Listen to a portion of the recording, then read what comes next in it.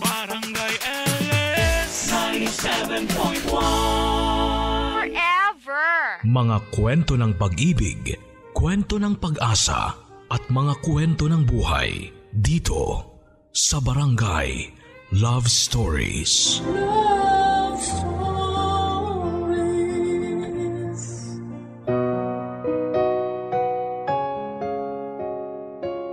Ang respeto ay madalas na hindi kusang ibinibigay ng mga taong nakapaligid sa atin.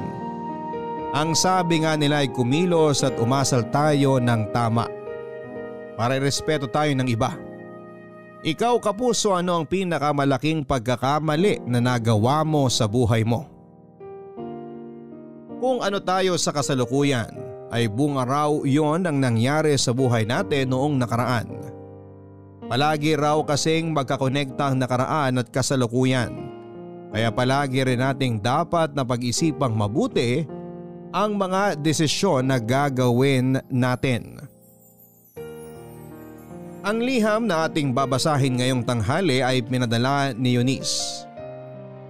Si Eunice na minsang umasa na magkaroon siya ng maganda at masayang alaala kasama ang kanyang mga magulang. Isang dating musmos na bata na walang ibang gustong gawin kung hindi ang mamasyal kasama ang kanyang papa at mama. Para sa kanya kasi ay sila ang pinakamasayang pamilya sa buong mundo. Kaya ang bawat araw na kasama niya ang kanyang mga magulang ang palaging pinakamasayang araw para sa kanya. Pero magbabago ang tingin niya sa mga taong nakapaligid sa kanya sa oras na iwanan sila ng papa niya para sa ibang babae. Magbabago din ang ugali, pangarap at paniniwala niya sa buhay. Mga pagbabagong magdadala rin sa kanya sa kapahamakan. Gusto mo na bang makilala si Eunice at malaman ang nangyari sa kanyang buhay? Handa ka na bang mainis at maiyak sa kwento ng buhay niya? Minsan ka na rin bang nanakit ng kapwa mo para lamang maging masaya ka? Nangagaw ka na rin ba nang gusto mo mula sa ibang tao? Si Eunice kaya ay nakontento kaya siya sa ginawa niyang pananakit sa ibang tao para lamang maging masaya siya? Malalaman natin ang landas na pinili niya sa kwento ng pag-ibig, buhay at pag-asa sa nangungunang Barangay Love Stories. Dear Papa Dudut, ang sabi nila, ang ugali ng isang tao ay nahuhubog mula sa kanyang pagkabata. Kung paano siya pinalaki ng kanyang pamilya, ganon din ang magiging ugali at personality niya. Pero para sa akin ay hindi lamang ang mga magulang ang umuhubog sa ugali ng isang bata, kung hindi pati rin ang mga pangyayari sa kanyang buhay. Magandang araw Papa Dudut at sa lahat ng mga kabarangay na nakikinig ngayon. Ako po si Eunice, 31 years old, taga-Taguig at nagtatrabaho sa isang telecommunication company.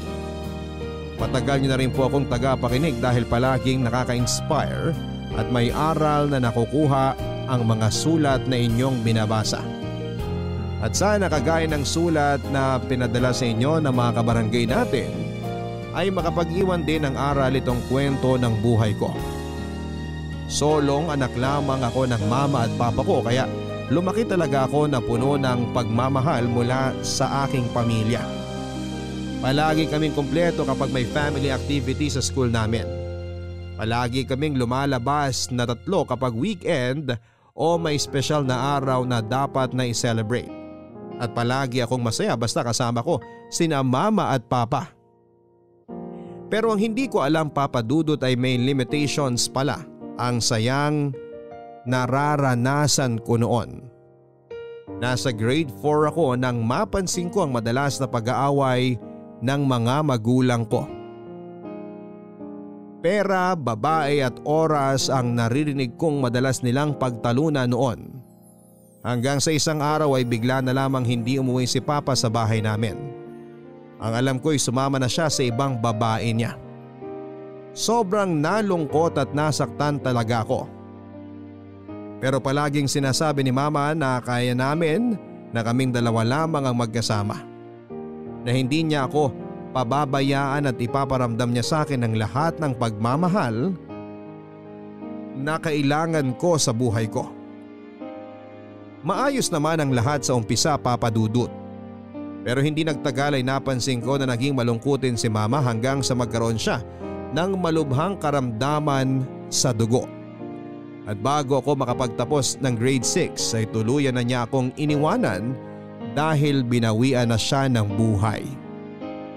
Pinagpasapasahan ng mga kamag-anak ko ang pag-aalaga at pagpapaaral sa akin. May iba sa kanila na mabait pero may iba rin na hindi maayos ang pakikitungo nila sa akin. At dahil wala akong choice ay pinakisamahan ko na lamang sila kahit mahirap. Nasa college na ako nang makarating sa akin ang balita na may stage 4 colon cancer ang papa ko. Pinapahanap niya raw ako dahil gusto niya akong makita para makahingi siya ng tawad sa akin. Pero hindi ko siya pinuntahan kahit alam ko kung nasaan siya. Dahil para sa akin mula nang mamatay si Mama ay ulila na ako ng lubusan. Hanggang sa malamang ko na lamang na namatay na rin si Papa. Hindi pa rin ako pumunta sa burol niya at hindi ako sumilip sa araw ng libing niya. Iniisip ko na lamang din noon na dapat na mas maging matatag ako dahil wala na si Papa. At nadala ko ang pagiging matatag na yon hanggang sa nagtrabaho na ako, Papa Dudut.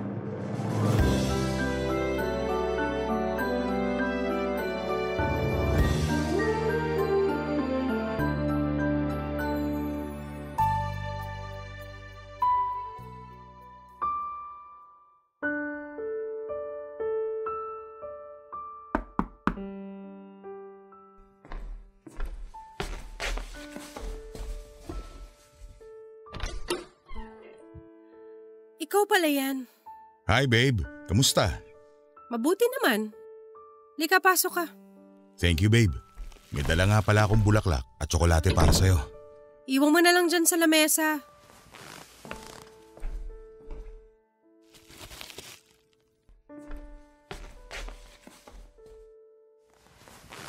Bakit parang nakasimangot pa rin ang babe ko?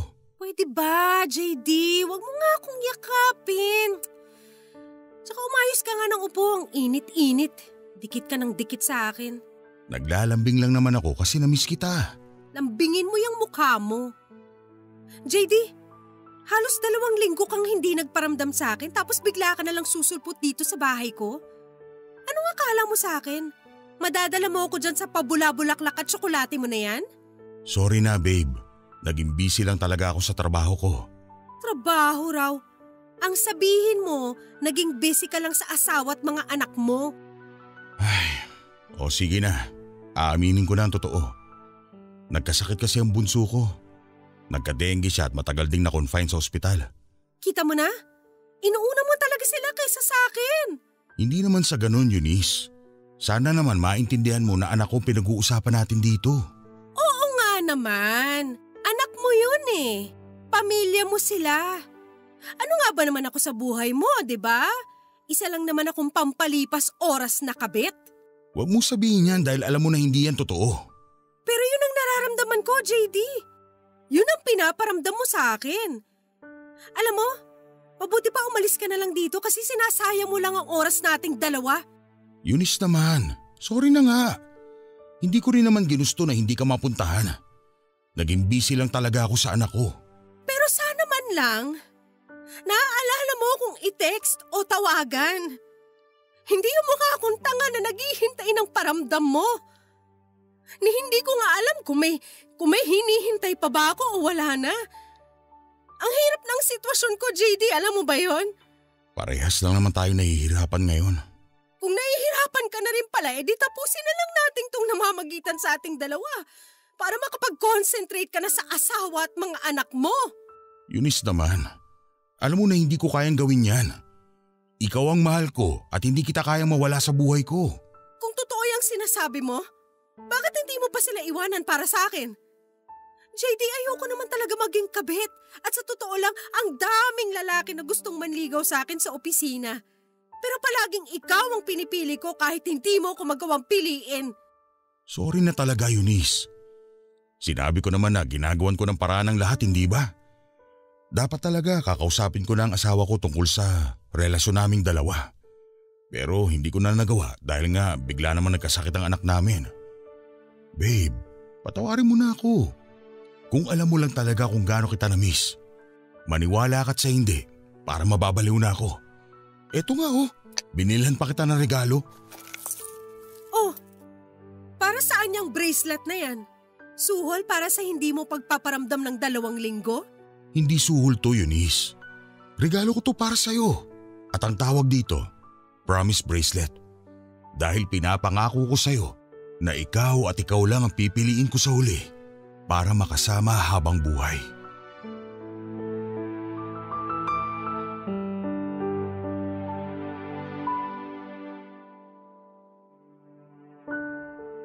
"25 years old ako noon at 47 naman si JD. Oo, halos kaedad na rin talaga ng mga magulang ko ang boyfriend ko, Papa Dudut. Pamilyadong tao siya, kasal sa asawa at alam ko ay may 2 anak sila. Nagsosolo na ako sa buhay noon at walang guardian o kamag-anak na kasama sa bahay kaya wala na rin nakikialam sa akin pagdating sa pakikipagrelasyon ko sa iba't ibang lalaki. Hindi si JD ang first boyfriend ko na mas may edad sa akin at pamilyado na. Siguro ay pang-4 o pang-5 beses na rin akong naging kabit noon. Pero correction lamang para sa mga nag-iisip na pineperahan ko lamang si JD o ang iba ko pang mga nakarelasyon na kaidaran niya. Hindi po ako ganoon dahil may maayos akong trabaho at malaki naman din ang kinikita kong pera para sa sarili ko. Hindi rin po ako naghahanap ng kalinga ng isang ama. Trip ko lang talagang makipagrelasyon sa mga lalaking pamilyado na, Papa Dudut. Kapag may nanliligaw sa akin o nagpaparamdam ng pagkagusto na isang lalaking may edad o pamilyado na, malaki ng chance na sagutin ko siya. Kagaya na lamang ni JD na nakilala ko noon sa isang bar. Nilapitan niya ako, nakipagkilala siya sa akin at nang gabing ring yon ay may nangyari sa aming 2. At nang malaman ko nga na pamilyado siyang tao ay mas naging malapit pa ako sa kanya. Hanggang sa opisyal na kaming nagkaroon ng bawal na relasyon. Lumaki ako na walang tatay at sira ang pamilya, kaya naniniwala ako noon na hindi lahat ng tao ay deserve na maging masaya kasama ang mga magulang nila, Papa Dudut.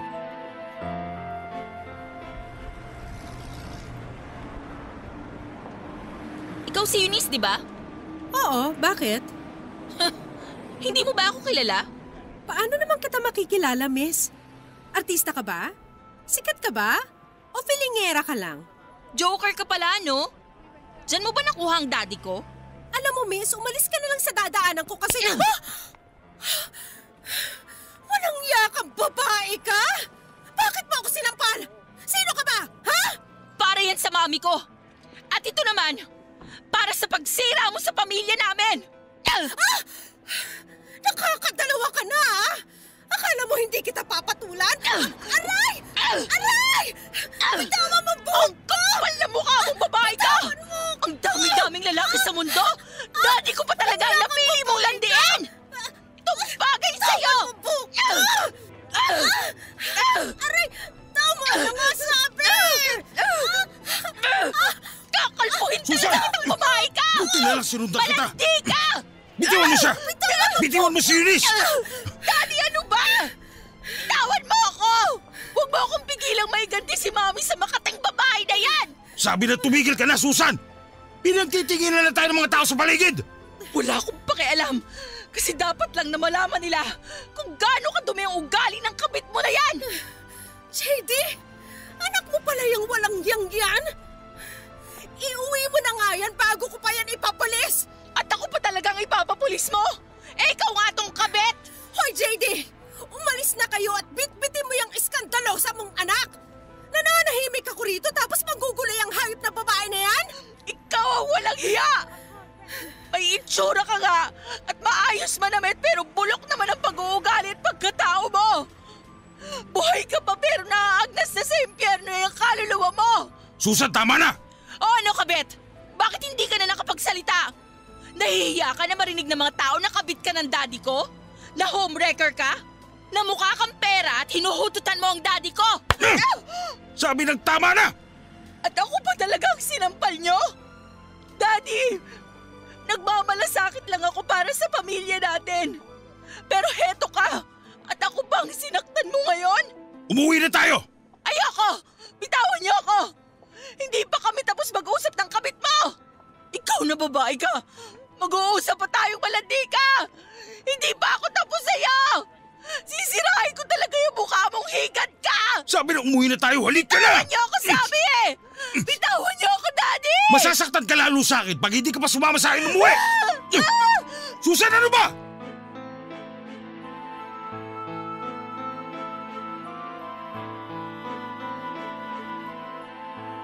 Papa Dudut, iyon ang unang pagkakataon na nakilala ko ang anak ni JD na si Susan. Wala rin kasing social media si JD kaya hindi ko alam ang itsura ng pamilya niya. Isa lang ang sigurado ako. Losyang na ang asawa niya kaya nagagawang mambabae ni JD at hindi ko kasalanan kung magustuhan ako ng mga kagaya ni JD na may losyang na asawa. Yun naman talaga ang totoo, hindi ba? Hindi maghahanap ng ibang babae ang asawang lalaki kung hindi napabayaan ng asawang babae ang sarili niya. Yun kasi ang nakita ko sa mga magulang ko noon. Sa sobrang pag-aasikaso at pagmamahal sa amin ni mama ay napabayaan na niya ang itsura niya. Tumaba siya, hindi na masyadong nag-aayos at inayaan niyang kumupas ang kanyang ganda. At yon ang nag-iisang dahilan na nakita ko kung bakit kami iniwanan ni Papa noon. Hindi yun ang unang pagkakataon na may sumugod at nang away sa akin, Papa Dudut. Nagkaroon na nga kasi ako ng ilang karelasyon na may asawa at anak. Kung hindi ang anak ang sumusugod sa akin ay yung mismong asawa naman o kaya ay kamag-anak ng asawang babae. Kaya nakasanayan ko na lamang din ang maskandalo. Wala na akong pakialam pa kahit na ilang beses ako matawag na kabit. Kasi sa huli naman ay iniiwanan ko rin ang mga lalaking nakakarelasyon ko kapag nagsawa na ako sa kanila, Papa Dudut. Nang gabi na sugurin ako ni Susan malapit sa may sakay ng taxi papunta dapat ako sa bar. Kung saan ay naroon ang mga kaopisina ko na naghihintay sa akin, Papa Dudut. Saglit ako nag-isip bago nag-decide na tumuloy pa rin sa bar. Kahit na inaayos ko na ang buhok ko noon at nagre-retouch ako ng makeup ko ay napansin pa rin ng mga kaopisina ko na namumula ang pisngi at sugat sa labi ko. Dahil nga sa malakas sa sampal ni Susan sa akin. Hindi ko sinabi sa kanila ang totoong nangyari at sinabi ko na nadapa lamang ako kaya ako nagkasugat. Hindi ko alam kung naniwala ba sila sa mga sinabi kong dahilan, basta hindi na lang din sila nag-usisa pa. Nakatanggap naman ako ng text message mula kay JD na humihingi siya ng sorry sa mga nangyari. Pero hindi ko na yon sinagot pa at nagpakalasing na lamang ako sa buong gabi. Kinabukasan na nasa bahay na ako at masakit ang ulo ko dahil sa hangover. Tawag ni JD ang gumising sa akin, Papa Dudut. Pinaliwanag niya sa akin ang nangyari na nakita raw pala ng misis niya ang isa pa niyang cellphone na ginagamit niyang pan-text at tawag sa akin. Kaya nalaman nito at ng mga anak nila ang tungkol sa maling relasyon naming dalawa. Ayoko naman talaga ng gulo, Papa Dudut. Kapag gano'n na, alam kong nahuhuli na ang boyfriend ko dahil sa pangangaliwang ginagawa niya sa asawa niya ay nakikipag-break na ako sa kanila. At yun ang sinabi ko kay JD. Na tinatapos ko na ang relasyon naming dalawa. Kaya lang ay hindi naman siya pumayag. Hindi ko alam kung nasaan siya ng mga oras na yon pero halos umiiyak siyang nagmamakaawa sa akin sa tawag na huwag siyang hiwalayan. At dahil masakit ang ulo ko noon ay pumayag na lamang ako na hindi matapos ang relasyon namin, Papa Dudut.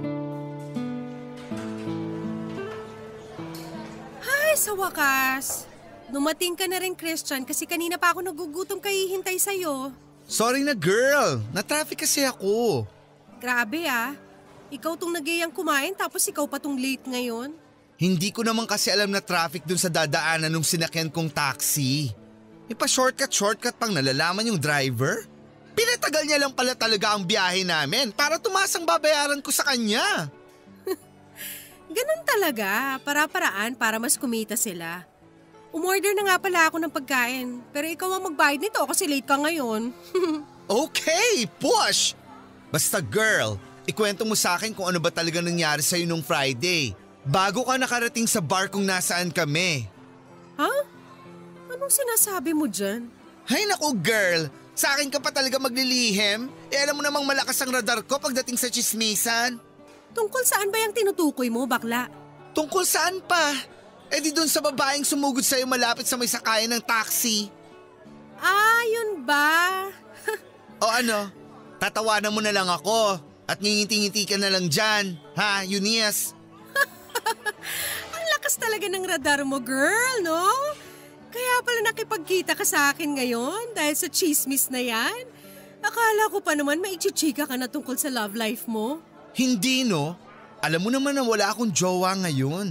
Kaya ikaw ang mag-splok sa akin nung tungkol dyan sa girl lalong sumugod sa'yo. Naku, wala namang kwenta yung babae na yun. Ikwento mo pa rin, para naman magkaroon ng kwenta yung pag-eskandalong ginawa niya sa'yo.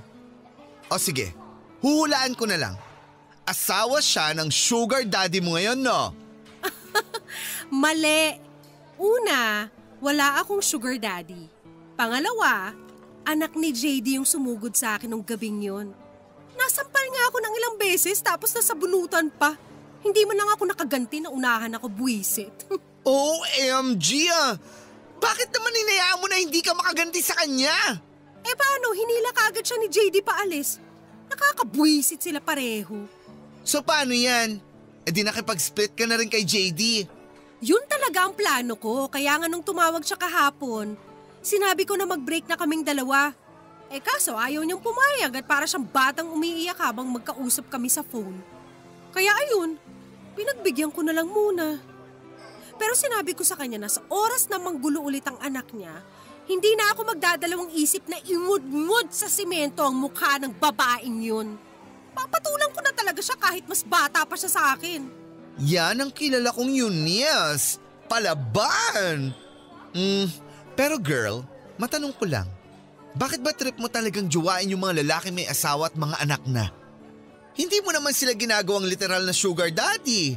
Kasi hindi ka naman nanghihingi ng pera sa mga nagiging jowa mo. Tapos, yung mga single na kaidaran natin na nanliligaw sa'yo, palagi mong binabasted. Bakit sila? Bakit mga lalaki may asawa pa ang bet na bet mong jowain? Wala lang. Ang sarap lang nilang paglaruan. Ang sarap bilugin ng mga ulo nila. Yung akala nila patay na patay ako sa kanila pero hindi nila alam. Pinaglalaroan ko lang sila. Gusto ko lang talagang iwanan nila ang pamilya nila. Bakit kapag ginawa nila yon, nakikipaghiwalay ka naman sa kanila? Ikaw na nga ang pinili, pero ikaw din ang umaayaw sa huli. Hindi ko naman kasi talaga sila gustong jowain. I mean, hindi talaga ako seryoso sa kanila. Ang gusto ko lang talaga mangyari, pare-pareho kaming masaktan. Gusto kong maranasan din ng mga asawa at anak nila ang sakit na naranasan namin ni Mama dahil sa pambababae ng papa ko.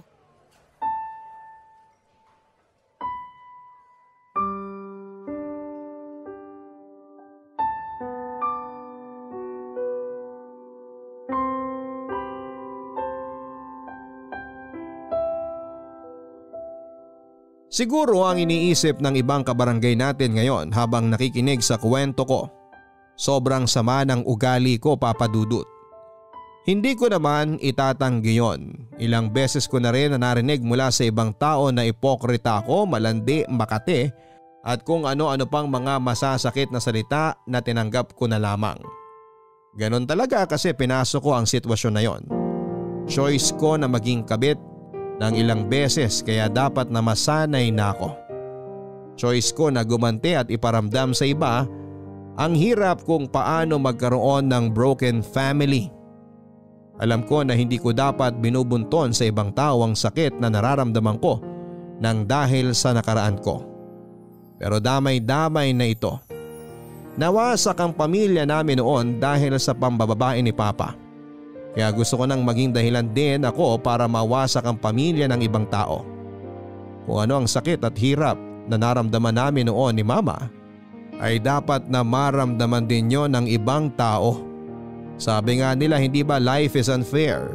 Kaya dapat na pare-pareho kaming magkaroon ng hindi masayang pamilya. May 1 linggo pa akong hindi pinuntahan ni JD pero madalas naman akong nakakatanggap ng text mula sa kanya. Inaayos niya lang daw ang gulo sa pamilya niya at nangako siya na pupuntahan niya ako sa oras na maging okay na ang lahat sa kanila, Papa Dudut.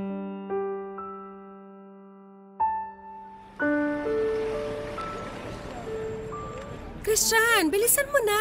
Baka matraffic pa tayo. Eto na nga, binibilisan ko na ang paglalakad ko. Naku, pasalamat ka talaga at hinintay kong matapos ang shift mo. Kahit gusto ko lang dumiretso sa bar at magwalwal ngayon. Grabe siya. Excited lang sa alak, girl. Bakit naman kasi Friday na Friday, inaisipan mo pang mag-overtime ng 1 oras? Alam mo naman na dapat tuwing Biyernes, petiks lang tayo sa trabaho dahil mag-uubos tayo ng energy sa bar. Sorry na nga. Ang dami ko kasing tinapos kanina kaya napa-overtime ako. Kesa naman pagbalik natin sa trabaho sa Lunes, syobunin ako ni Bossini. Eunice, pwede ba tayong mag-usap? Ikaw na naman. Binibuisit mo talaga ako ha. Girl, sino siya? Gusto lang kitang makausap kahit sandali. Ano? Hindi pa ba sapat yung pagsugod, pagsampal at pananabunot mo sa akin? OMG! So parang kilala ko na kung sino siya. Alam mo, pasalamat ka at pagod ako sa trabaho nung gabing yon. Pero hindi na kita uurungan sa pagkakataon na to. Hindi ako pumunta dito para manggulo. Gusto lang talaga kitang makausap. Wala na akong pakialam kung bakit nandito ka. At mas lalong wala ng dahilan para mag-usap pa tayong dalawa. Christian, tara na nga. Kanina pa tayo hinihintay sa bar ng mga kaibigan natin. Push, girl! Tara, let's! Eunice, sandali lang. Bitiwan mo nga ako! Mag-usap kasi muna tayo. Wala na nga tayong dapat pag-usapan. Kaya umalis ka na rito bago pa maubos ang pasensya ko sa'yo. At ingud-ngud ko yung mukha mo sa simento. Tigilan mo na si Daddy. Ano? Anong sabi mo? Nakikiusap ako. Tigilan mo na si Daddy. Tigilan mo na yung pamilya namin. Ano bang sinasabi mo na tigilan ko ng daddy mo? Siya nga tong habol ng habol sa akin. Makipaghiwalay ka na sa kanya. Nagmamakaawa ako sa'yo. Patahimikin mo na ang pamilya namin. Tigilan mo na ang daddy ko. FYI lang ha. Ilang beses na ako nakipaghiwalay sa daddy mo. Pero siya tong parang aso na balik ng balik sa akin. Kaya pwede ba? Huwag akong kausapin mo. Kundi yung daddy mo kasi siya ang ayaw tumigil kahahabol sa akin. Eunice, please naman Huwag mo na kaming sirain. Inaayos na ni Mami ang pamilya namin kaya tigilan mo na si Daddy. Alam ko naman na may pamilya ka rin. May mga magulang ka rin. At sigurado ako na hindi mo... Wala kang alam tungkol sa akin. Kaya huwag kang magsasalita na parang kilala mo ko. Tsaka please lang din ha. Yang daddy mo nga ang kausapin mo, natigilan niya na ako. Dahil sukang-suka na ako sa kanya at diring-diri na ako sa gulo ng pamilya niyo.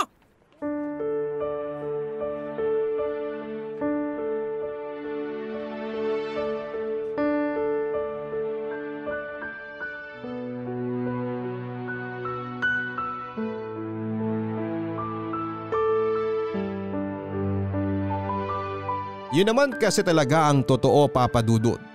Ang mga pamilyadong lalaki na nakakarelasyon ko ang naghahabol sa akin, lalo na kapag nakikipaghiwalay na ako sa kanila. Wala masyado silang sabik sa mga babaeng hindi hamak na mas bata at masariwa sa mga asawa nila. Siguro nga hindi lahat ng mga lalaki ay ganon. May iba rin naman na faithful sa asawa at pamilya nila. Pero yung mga nakikilala ko kasi na nagiging boyfriend ko, lahat sila ay marupok at walang respeto sa mga asawa at pamilya nila kagaya na lamang ng papa ko at ni JD. Kaya bagay lang sa kanila ang masira ang buhay kasama ang pamilya nila. Muli pang nakiusap si Susan sa akin noon, Papa Dudut. Umiiyak siya na halos lumuhod na sa harapan ko habang sinasabi niya na hiwalayan ko na raw si JD. Pero naging matigas ako at sinabi ko na si JD ang kausapin niya kung gusto niya pa talaga na mabuo ang pamilya nila. Ang naisip ko noon, Papa Dudut, na kay JD na lang talaga ang desisyon kung magiging buo pa ba sila. Dahil hanggat nag-i-enjoy ako sa karelasyon ko, hindi ako basta-basta na bumibitaw. Papa Dudut, nakakaramdam din naman ako ng awa, lalo na kapag nakikiusap na sa akin ang pamilya ng lalaking karelasyon ko. Hindi naman ako manhid para hindi makaramdam ng awa sa tuwing magmamakaawa sila na lubayan ko na ang pamilya nila. Pero sa tuwing nararamdaman ko yon ay naaalala ko ang nangyari sa amin ni Mama at yung pag-iwan sa amin ni Papa para sa ibang babae. Kung paanong hindi naawa sa amin ang naging babae ng Papa ko at kung paano ako naging kaawa-awa nang maging ulila na ako at pagpasapasahan ng mga kamag-anak ko. Kaya naman mas nananaig sa puso ko noon ng galit at ipinagpapatuloy ko na lamang ang ginagawa kong pakikipagrelasyon sa mga lalaking pamilyado na. Si JD ang pinakamatagal kong nakarelasyon na lalaking pamilyado, Papa Dudut. Hindi ko man siya totoong minahal ay siya naman ang pinaka naging espesyal sa lahat. Pero dumating din talaga ako sa point na nagsasawa na ako sa karelasyon ko. Hanggang isang araw ay muling nakipagkita sa akin si JD. Gumawa na ako noon ng isang malaking desisyon. Sinundo niya ako sa opisina namin at doon kami sa loob ng sasakyan niya nag-uusap, Papa Dudut.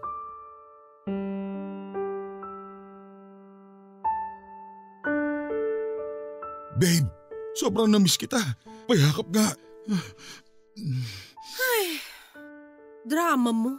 Akala ko hindi ka na makikipagkita sa akin ngayon kasi ilang araw mo na rin hindi sinasagot ang mga text ko. Pasulput-sulput lang din naman ang mga text mo, di ba?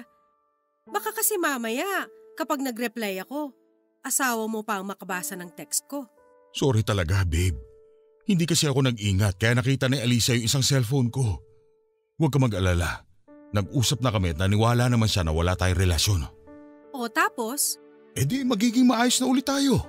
Kasi sinabihan ko na rin ng mga anak ko na huwag ka nang guluhin para sa ikatatahimik ng lahat. So ganun na lang yon? Ha? Anong ibig mo sabihin? Napapagod na ako, JD. Babe, sinabi ko naman sa'yo na kailangan ko lang ng konting oras, hindi ba? Hindi ko pa pwedeng hiwalayan basta si Alisa. Kasi kaka-hospital lang niya nung nakaraang buwan. Ang unang dahilan mo, yung pagkakadengge ng bunso mong anak. Ngayon naman ang pagkaka-ospital ng asawa mo. Ano pa, JD? Ano pa talagang plano mo para sa ating dalawa? Eunice, huwag ka naman sana magalit sa akin. Hindi ako nagagalit. Napapagod lang ako sa lintik na relasyon na to. Hindi lang naman ikaw nahihirapan sa sitwasyon natin eh. Pati na rin ako. Yun na nga eh. Pareho na tayong nahihirapan sa relasyon natin di tapusin na nga lang natin to. Bumalik ka na sa asawa mo at mga anak mo at ayusin mo na lang yung pamilya nyo. Pero ikaw ang mahal ko. Kung mahal mo talaga ako, bakit hindi mo sila iwan para sa akin? Hindi naman kasi ganun kadali yun. Pues hindi rin ganun kadali ang posisyon ko ngayon sa buhay mo. Hindi ganun kadali ang maging kabit at pampalipas oras lang ng isang lalaki. Sabi nang hindi kita pampalipas oras lang. Ikaw nga ang mahal ko, Eunice. Pero hindi yun ang nakikita ko. Hindi yun ang nararamdaman ko. JD, ayoko na ng magulong buhay. Masyado nyo na akong ginugulo, lalo na yung anak mo na palagi akong pinupuntahan. Kaya para pare-pareho na tayong matahimik, maghiwalay na lang tayo. Total, alam ko naman na mas mahal mo ang pamilya mo kaysa sa akin. O sige, hihiwalayan ko na si Alisa. Iiwan ko na ang pamilya ko para sa'yo. Huwag mo lang akong hiwalayan. Ilang beses ko nang narinig yan sa'yo, JD. And this time, hindi na ako magpapauto sa'yo. Eunice naman, please. Huwag mong gawin sa akin to. Ikaw talaga ang mahal ko. Hindi ko kakayanin na mawala ka sa buhay ko. Parang awa mo na. Huwag ka na makipagwalay sa akin kasi… Ano nangyayari sa'yo? Naninikip ang dibdib ko. Ay naku, JD! Hindi mo na ako madadaan sa ganyan. Sige na, bababa na ako ng kotse mo. And please lang, huwag mo na akong tatawagan. Ite-text o pupuntahan sa bahay, okay? Break na tayo!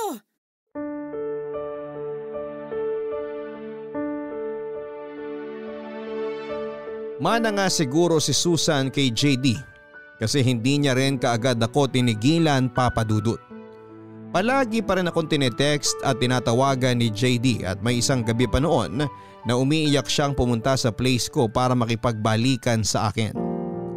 Sinabi niya na iniwanan na raw niya ang pamilya niya para sa akin, kaya sana raw ay bumalik na ako sa kanya.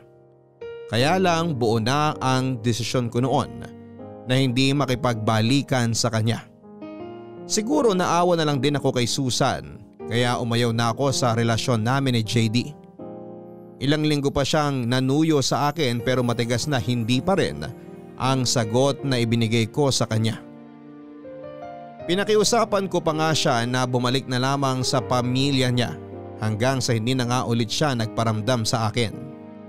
Pinagpasalamat ko yon dahil sigurado ako na kagaya ng ibang nakarelasyon kong pamilyadong lalaki ay bumalik na rin siya sa pamilya niya. May 1 taon din akong nagbuhay single noon, Papa Dudut. Ewan ko ba, iba rin kasi ang impact sa akin ng naging relasyon namin ni JD. Kahit na hindi ko siya gaanong minahal ay may espesyal na parte naman siya sa puso ko. Medyo nasaktan din naman ako sa hindi namin pagbabalikan. Pero iniisip ko na lamang na mabuti na yon kasi naayos na niyang muli ang buhay niya, Papa Dudut.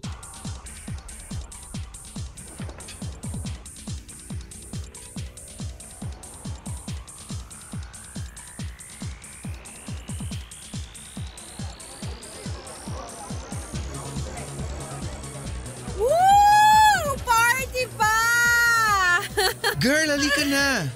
Bakla, saan ba tayo pupunta? Lalabas na tayo. Ha? Maaga pa naman ah. Oo nga, pero kailangan nating umuwi. Bakit nga? Kasi po, lasing ka na oh. Kaya steady ka lang dyan. Magbubuk na ako ng sasakyan at ihatid na kita sa bahay mo. Teka. Hindi pa ako lasing no. Walang lasing dito. Kaya bumalik na tayo doon. Uminom pa tayo. Girl, hindi na. Mas mahihirapan akong alalahin ka mamaya kapag nalasing ka pa lalo. Wala ngang lasing dito. Ang kulit mo naman eh. Huwag muna tayong umuwi kasi gusto ko pang mag-enjoy. Basta, magbubuk na ako ng masasakyan natin pa uwi. Christian, ayoko pa nga umuwi. Kahit ayaw mo pa, kailangan na nga nating umuwi. Ano bang sinasabi mo dyan? Hindi ko pa kailangan umuwi kasi wala naman akong boyfriend na uuwian doon. Wala akong boyfriend na magte-text sa akin at mangungulit na umuwi na ako. Unless na straight ka na ulit. Gaga! Straight ka dyan! Hindi yun mangyayari. Iniisip ko lang na pareho tayong mahihirapan mamaya. Kaya halika na. Ayoko pa ngang umuwi, okay? Hindi pa ako lasing, kaya bumalik na tayo sa loob.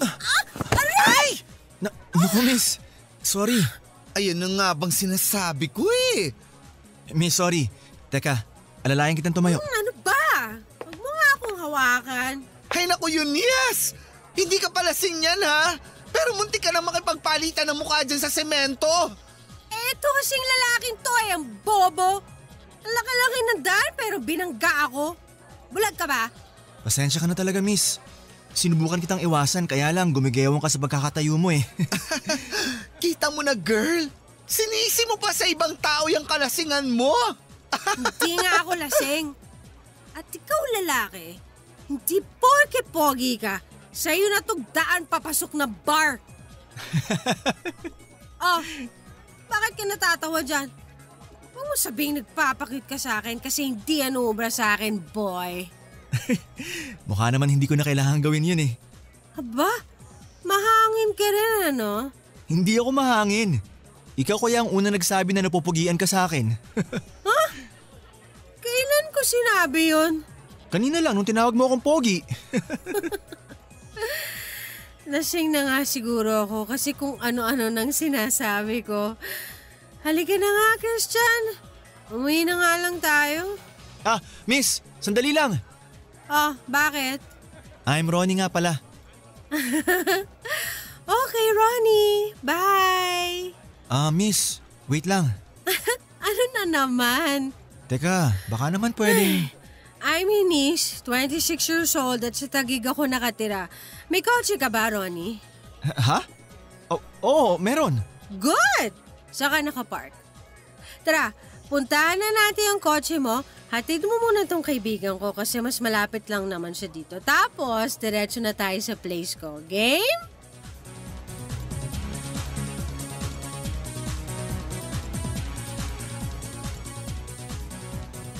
Siyempre kaagad na oo ang sagot ni Ronnie sa tanong ko sa kanya. Sumakay kami ni Christian sa kotse niya at nung una ay sinasaway pa ako ng kaibigan ko sa mga pinagsasasabi ko.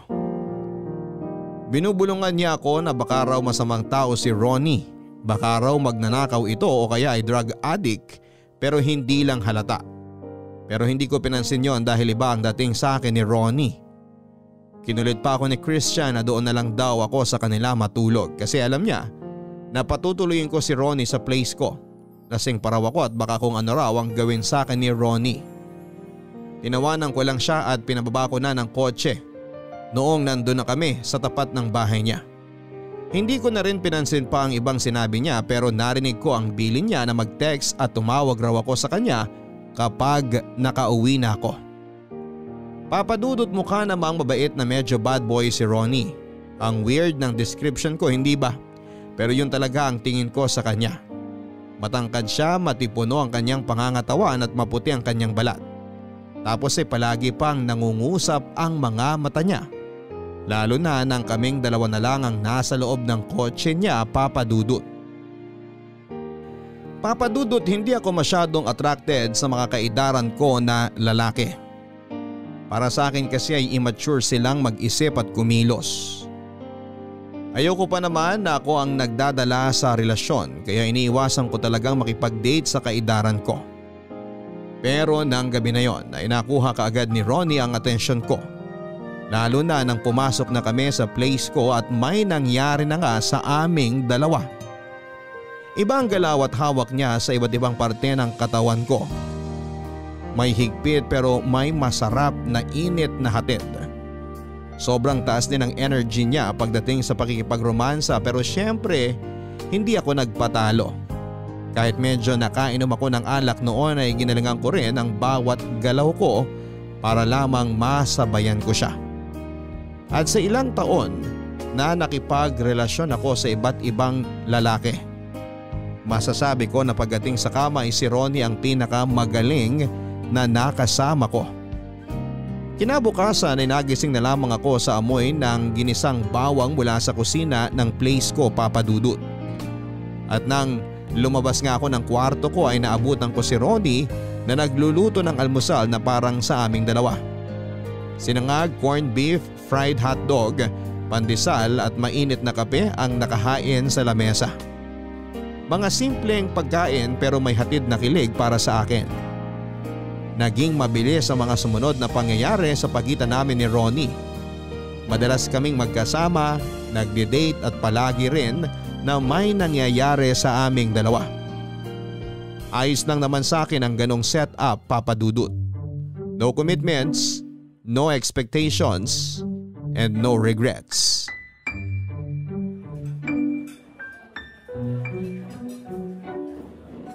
Nag-enjoy ka ba sa dinner natin? Oo naman. Ang sarap ng pagkain nila dito eh. Mabuti naman kung ganon. Pero grabe, ang mahal pala ng mga pagkain sa menu nila. Ganon talaga. Hindi lang naman kasi yung pagkain na binabayaran sa restaurant na to. Pati na yung maaliwalas na ambiyan sa lugar na to. Ang relaxing nga dito di ba? Sabagay, tama ka dyan. Kaya lang magastos pa rin. Na-appreciate ko naman na dinala mo ko sa ganito kasosyal na restaurant, Ronnie. Pero okay naman ako kahit magkarinderya lang tayo. O kaya mag-bar na lang tayo para mas masaya. Bakit? Hindi ka ba masaya na kasama ako ngayon? Ito naman, biglang nagsenti. Masaya naman ako, syempre. Parang napipilitan ka lang eh. Masaya ako, period. Okay na ba? Alam mo, mababaw lang naman akong tao. Kahit saan kainan mo pa ako dalhin, okay na ako dun. Pareho pala tayo. Ako kasi makasama lang kita. Pakiramdam ko, wala na akong ibang kailangan pa sa buhay ko. Naks naman, hugutero si kuya. Hindi totoo yung sinabi ko. Nako, siguro masyadong naparami ang kinain mong leche flan kanina. Kaya ayan, puro matatamis na salita ang lumalabas dyan sa bibig mo. Eunice, I love you. Ha? Ang sabi ko, mahal kita. Eunice, mahal kita. Ano? Tititigan mo na lang ba ako? Sorry, medyo nagulat lang ako sa sinabi mo. Mahal mo rin naman ako, di ba? Medyo lumalalim na pala ang gabi. Tara, uwi na tayo, Ronnie. Sagutin mo ang tanong ko, mahal mo ba ako o hindi? Mahal din kita, Ronnie, kaya Yun lang… naman pala eh. Bakit palagi mo nalang iniiwasan ang topic tungkol sa nararamdaman natin? Kasi hindi mo pa ako masyadong kilala. Ronnie, marami ka pang hindi alam tungkol sa akin, lalo na sa nakaraan ko. Pero wala na akong pakialam sa kung ano man ang kwento ng nakaraan mo. Ang mahalaga naman ngayon yung present natin, di ba? At ang pinakamahalaga sa lahat, yung mahal natin ang isa't isa, Eunice. Kaya hindi na ako papayag na maagaw ka ng iba mula sa akin.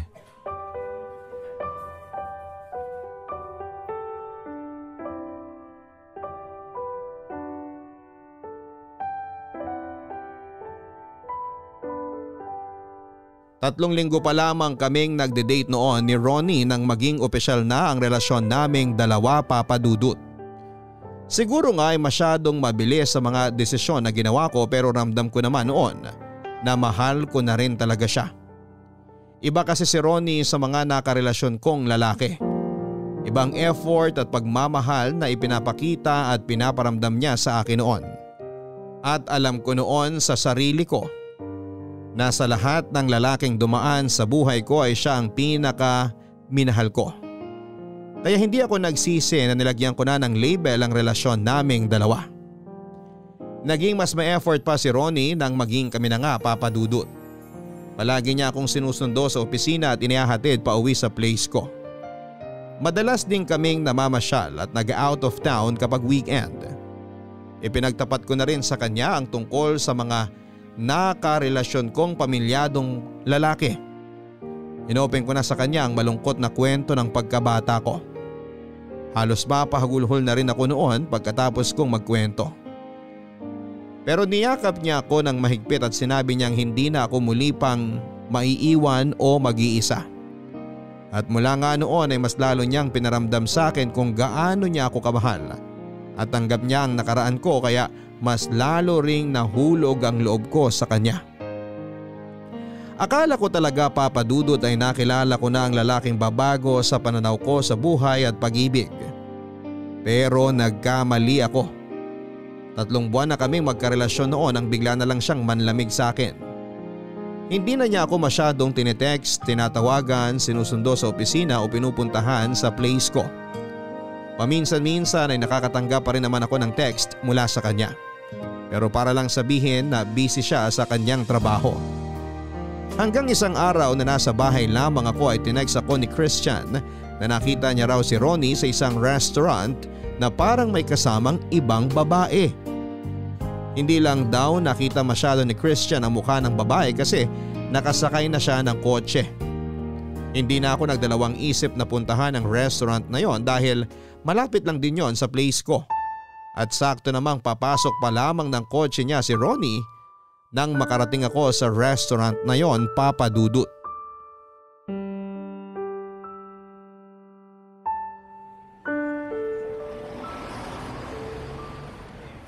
Hoy, Ronnie!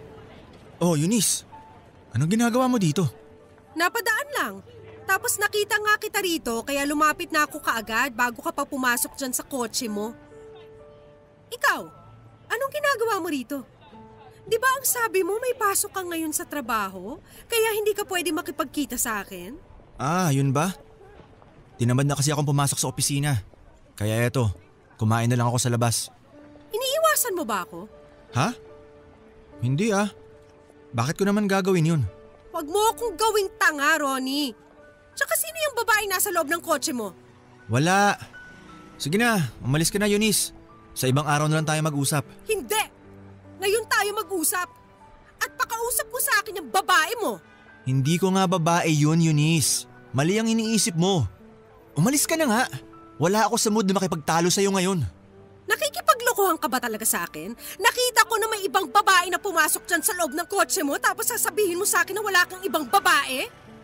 Ipakita mo sa akin yung babae na yan at ipapakilala ko sa kanyang sarili ko na girlfriend mo.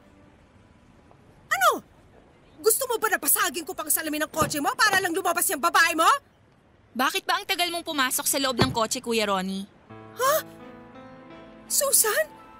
Oh, kausap mo pala yung kabit ng daddy natin. Kumusta ka na, Eunice? Long time no see ah.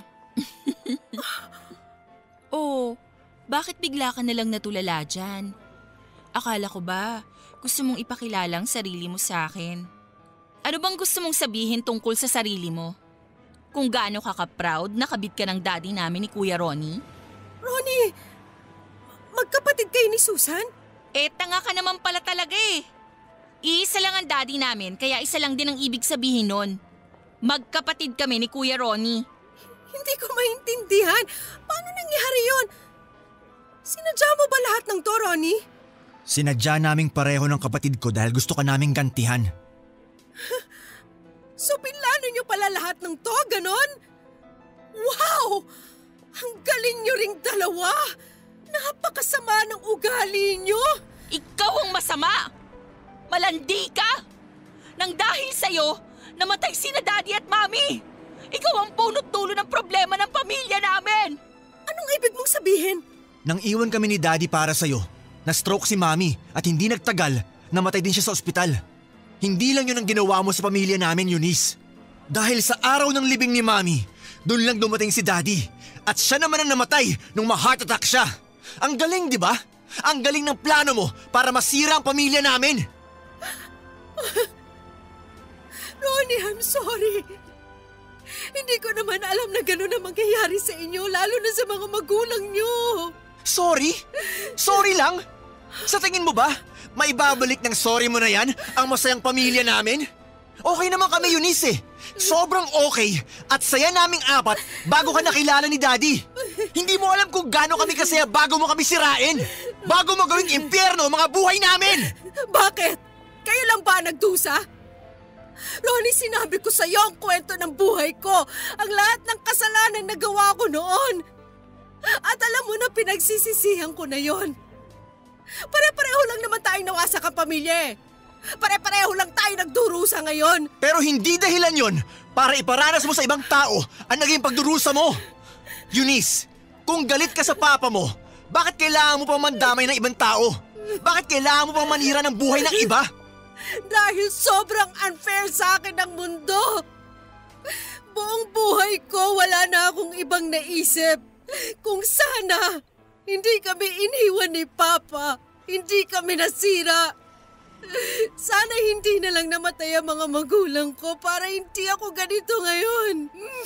Ano yon? Mga pamilya nyo lang ang pwede maging masaya tapos kami hindi? Damay-damay na to, Ronnie. May kasalanan din naman ng daddy nyo. Kasi mas pinili niya ang mas bata at mas maganda na kagaya ko kaysa sa losyang na mami nyo. Ang kapal talaga ng mukha mo, Eunice! Ang hirap kasi sa'yo, hindi ka marunong magpatawad. Kaya binabalik mo sa ibang tao yung galit mo kahit wala naman silang kasalanan sa'yo. Alam mo, nakakaawa ka talaga. Dahil sigurado ko na wala nang ibang tao na magmamahal sa'yo ng totoo. Dahil sobrang sama ng ugali mo. Susan, tama na. Hindi mo na dapat pinapatulan ng ganyang ugaling basura. Pero grabe ka talaga, Eunice. Sobra ka na talaga.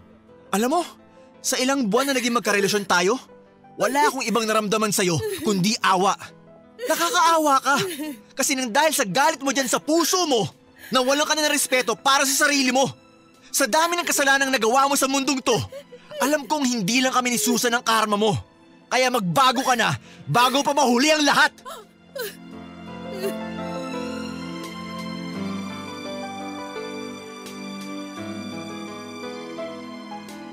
Halos manlambot ang mga tuhod ko dahil sa mga revelasyon na nalaman ko tungkol kay Ronnie Papadudut. Sobrang nagulat talaga ako nang marinig ko ang lahat ng katotohanan mula sa kanila ni Susan. Doon ko nagsimulang ma-realize ang lahat.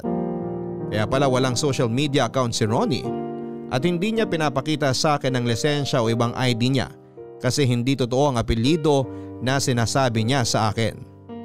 At plinano lang nila ni Susan ang lahat ng yon para lamang makaganti sila sa akin. Aaminin ko rin na nasaktan din ako nang malaman ko na wala na pala si JD. Isa yon sa mga dahilan kung bakit gustong magwala ng mga luha ko. Napilit ko lang na pinipigilan ng mga oras na yon. Hindi ko kasi na-imagine na aabot sa ganong sitwasyon ng pakikipaglaro ko ng apoy. Na magiging dahilan pala ako para mawala ang dalawang tao na mahalaga sa buhay nina Ronnie at Susan. Pero ang pinaka nagpaluha talaga sa akin, Papa Dudut, ay nang ilang beses na ulitin ni Ronnie na hindi niya ako mahal at ni minsan ay hindi niya ako minahal. Sobrang mahal ko na kasi siya noon at dumating pa nga sa point na palagi kong ipinagdarasal na sana ay siya na talagang ibinigay ng Diyos para baguhin ang buhay ko at bigyan ako ng panghabang buhay na kaligayahan. Kaya lang siguro ay hindi talaga ako malakas sa Diyos dahil na rin sa mga kasalanang nagawa ko sa buhay ko at sa buhay ng ibang tao. Pinakilala lang niya talaga sa akin si Ronnie para iparealize sa akin ang epekto ng pakikipaglaro na ginagawa ko. At hindi talaga kami ang para sa isa't isa. Kaya naman nang umalis na sina Susan sa harap ko ay hindi ko na sila hinabol pa. Alam ko rin kasi na wala nang dahilan para maghabol pa ako sa kanya. Pinilit kong mag-move on kahit na napakahirap, Papa Dudut. Hanggang sa lumipas ang ilang linggo.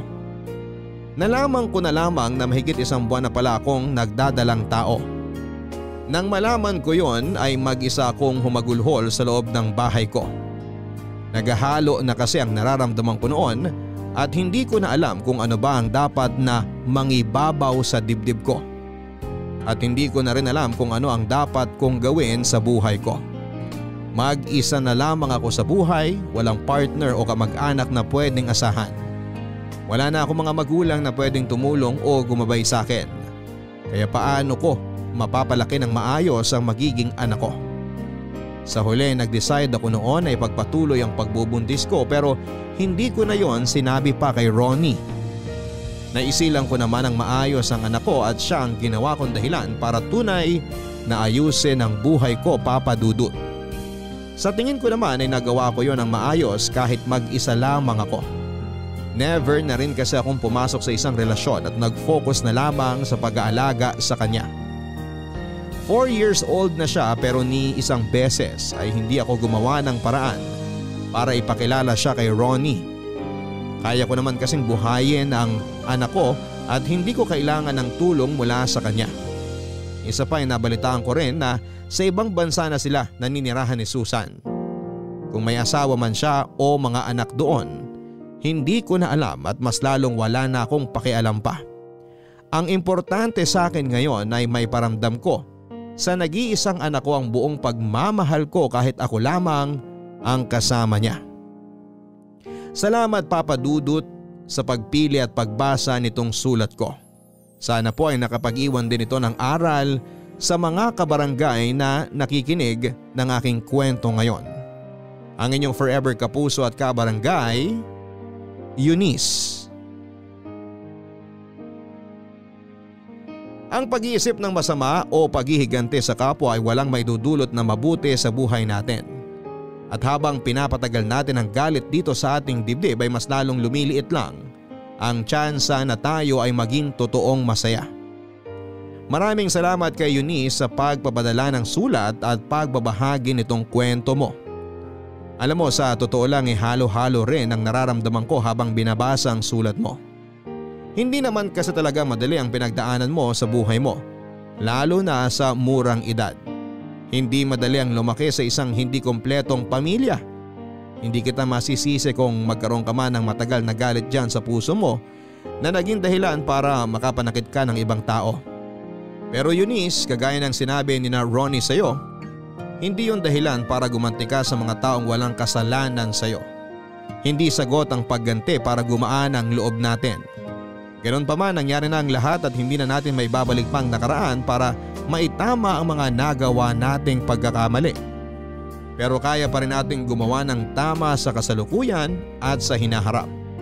Kaya sana'y dumating ang araw na mapatawad mo na rin ang papa mo dahil naniniwala ako na pwedeng maging daan yon para kahit na papaano ay mabawasan ang bigat na dinadala mo sa dibdib mo sa napakahabang panahon. Mga kapuso, pagdating sa puong may kapal ay hindi totoo na may malakas at mahina sa kanya. Kasi hanggat alam niya na marunong tayong magdasal ng bukal mula sa ating kalooban, lahat tayo ay pinakikinggan niya. Pantay-pantay ang pagtingin niya sa atin. Pati na rin ang kanyang pagmamahal. Kaya sana sa katulad ni Eunice na lumaking may dinadalang bigat at galit sa kanyang dibdib ay matuto tayong magdasal at humingi ng tulong sa puong may kapal para tayo ay makapagbigay ng kapatawaran. Hanggang sa muli, ako po si Papa Dudut sa mga kwento ng pag-ibig, buhay at pag-asa dito sa Barangay Love Stories Number 1. Mga kwento ng pag-ibig, kwento ng pag-asa at mga kwento ng buhay dito sa Barangay Love Stories. Love Stories. Forever. Nagustuhan ng iyong napakinggan? Ituloy yan via live stream sa www.gmanetwork.com/radio.